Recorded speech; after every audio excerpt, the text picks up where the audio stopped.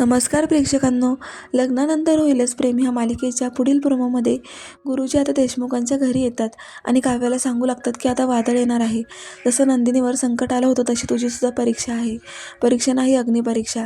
तू जे काही सत्य मनात लपवून ठेवलेलं आहे ते आता बाहेर काढायची वेळ आलेली आहे. त्यामुळे आता तुझ्या नात्यांमध्ये गुरफट होणार आहे. दुसरीकडे युग देशमुखांच्या घरी खूप दिवसानंतर आलाय आणि त्याच्या येण्याने सगळ्यांना खूप आनंद झालेला आहे. आता वसू आत्या रम्याला सांगत असतात की रम्या, अगं तो योग आलाय परत.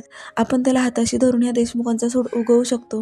देशमुखांच्या मनात घर करून त्यांना उद्ध्वस्त करायचं. कारण आपल्याला जी जागा दिलेली आहे त्याचा सूड म्हणून आपण ह्या योगचा फायदा करून आपण आता ह्या देशमुखांना बरबाद करूयात. त्यावर रम्या पण खूप खुश होते आणि वसू आत्या आणि रम्या दोघींमध्ये आता युगबद्दल चर्चा सुरू झालेली आहे. तर पुढे आता काव्या खूप तिची घुसमट झालेली आहे की गुरुजी येऊन मला असं का म्हणाले, पुढे कोणतं वादळ येणार आहे, मी या गोष्टीला कसं सामोरं जाऊ याचा ती विचार करत असते.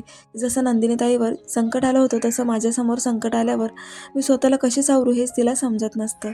तर पुढे आता नंदिनी युगला आवाज देऊन काहीतरी विचारणार असते, पण नंदिनीच्या आवाजाने तो खूपच बिथरतो, खूप घाबरलेला असतो. तेव्हा आता नंदिनीला पण प्रश्न पडतो की युगला आवाज दिलास तू इतका का घाबरला.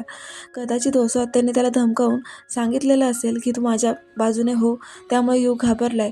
तेव्हा आता युगला ह्या संकटामधून कोण बाहेर काढणार हे पाहणं खूप रंजक ठरणार आहे. पाहत राहा लग्नानंतर होईलच प्रेम.